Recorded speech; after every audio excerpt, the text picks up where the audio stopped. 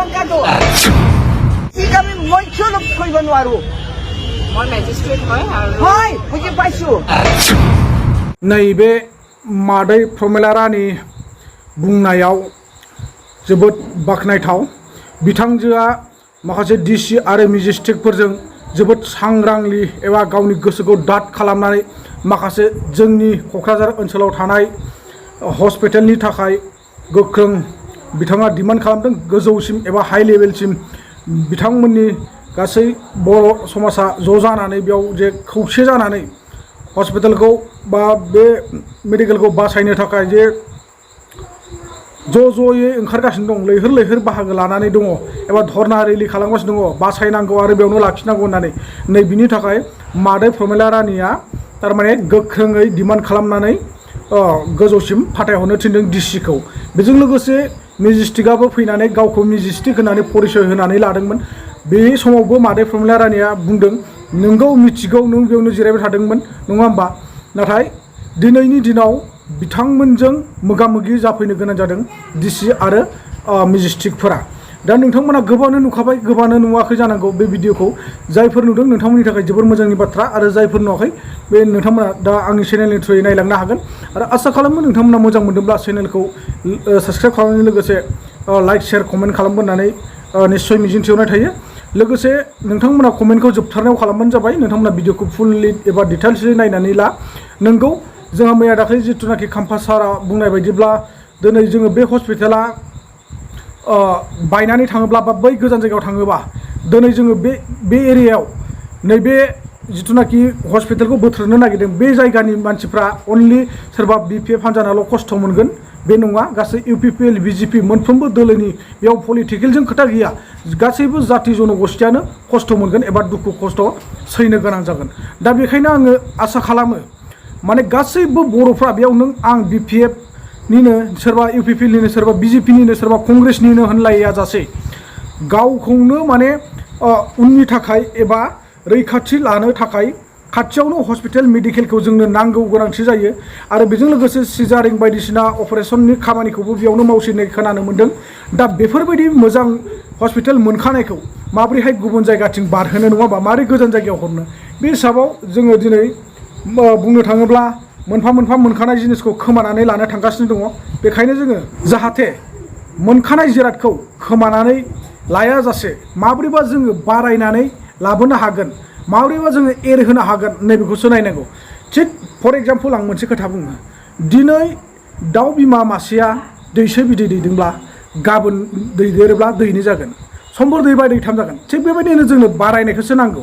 मानो होननानै बुङोब्ला जोंहा माब्लाबानि समाव साब्रै साबा डक्टरा मोजाङै नायस्लाबनो हाया एबा जोथोन लास्लाबनो हाया बे बिथिंनि गेजेरजों जोंनो मोजां डक्टरफोर गैयाब्ला मोजांसिन डक्टर लाबोनो हानाय बा लाबोनांगौ नैबेफोरखौ जोङो खामानि मावनांगौ दिनै जोङो मोनखानाय हस्पिटालखौ जायगायावनो थाखानाय हस्पिटालखौ गुबुन फारसेथिं जों मानो हरनो बैहाथ' अलरेडि दंखायोना बिथांमोननि थाखाय बा बैयाव थानाय रायजो राजानि थाखाय गासैबो जाति जनगोष्ठिनि थाखाय बै मोनसे अलरेडि जानानै दंखायो आरो जोंहा नैबे फुराना गोजाम जिथुनाखि रुपनाथ ब्रह्म हस्पिटाल मुङै दोनजानाय अर्थात रुपनाथ ब्रह्म बिथाङा मोनसे समाव रायजो राजाखौ लानानै दुखु खस्थ' खालामनानै बे हस्पिटालखौ सरकारनिफ्राय लानानै फैनो हादों अर्थात बेयाव फसंथान खालामनानै दोनफैनो हादों नैबे बिथिंनि गेजेराव जोङो माबोरैहाय मोनखानाय जिरादखौ हरफिननो नङा होमबा दा थेंक इउ स' माच लोगोफोर नोंथांमोना मा सानदों आं बेखौ मिथिया नाथाय नोंथांमोना आसा खालामो नायनानै बुजि मोनगोन आरो मोजाङै मोजां जोबथारनायाव कमेन्ट हरगोन होननानै लोगोसे आं दहायबो बुंखाबाय नोंथांमोना अननायनि गेजेरजों चेनेलखौ मोजां मोनोब्ला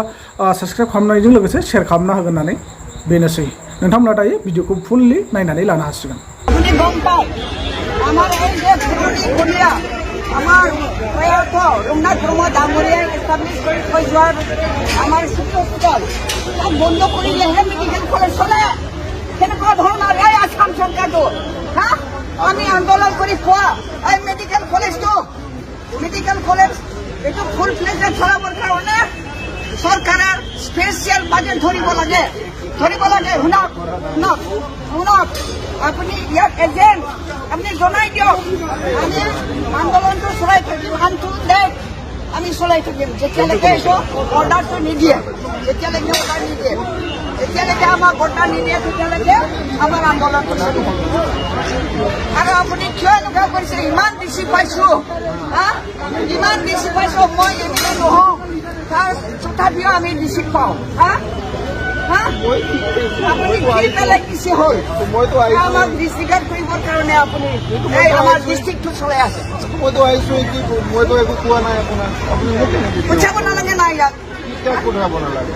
ইয়াত পঠিয়াইছে আপুনি। ষ্টেটে যাব না বাইদেউ, আৰু মইতো CSৰ মিটিঙত আছো। এইবিলাক কথা বাইদেউ আপুনি ক'ব নোৱাৰে। মই আহিছো, ময়ো মানে আসাম আপুনি চৰকাৰৰ কি হয় এগৰাকী কি হয় ব্যক্তি বাইদেউ, এইবিলাক ক'ব নোৱাৰে আপুনি। মই নিজে আহিছো, নিজে ল'বলৈ আহিছো। আপুনি কৈছে মই CSৰ লগত মিটিঙত আছিলো। ঠিক আছে, আপুনি কৈ দিব এই আন্দোলনটো আপনি আমাৰ ये आंदोलन हमारा 2 अफ्रीका का आंदोलन नहीं है, वो सारा नागरिक का आंदोलन है। मैं कब कह रहा हूँ कि आपको आपका जो भी डिमांड है, जहाँ पे जो ऑप्टिमम जगह है, जो आप एड्रेस करने में है, तो यहाँ इतना गरीब लोग है, वो सब बिल्कुल आपकी डिमांड पहुँचा दूंगा आपको। हॉस्पिटल रोड है, इसलिए इसको अब थमाओ इसको। आपका जो भी डिमांड है अप्रोप्रिएट अथॉरिटी से मैं पहुँचा दूँगा, मैं गारंटी दे सकता हूँ। आपका कोई क्या फायदा है?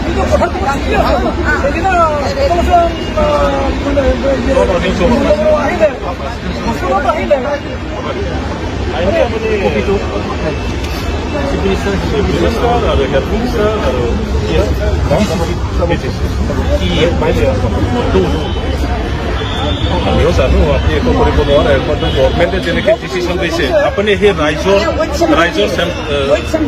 হৈ পেলাই উইথ চেম্পিয়নে আপুনি লেভেলত আপোনাৰ লেভেলত যি পাৰে बिल्कुल मैं गारंटी देता हूँ। ये बहुत लोग प्रॉब्लम जनाब और ये अपना डिमांड है। ঠিক আছে হ'ব।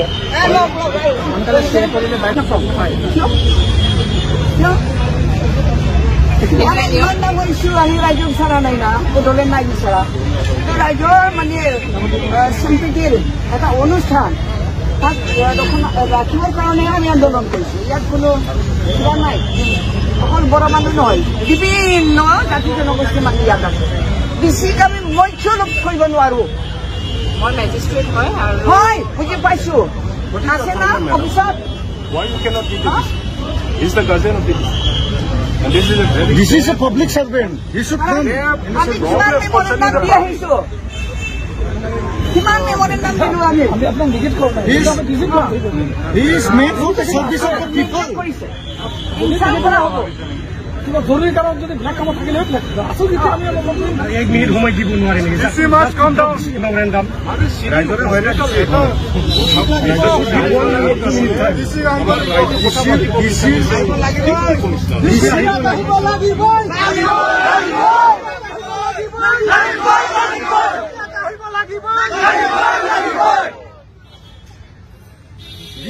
Public servant हो, you are also a public servant. Up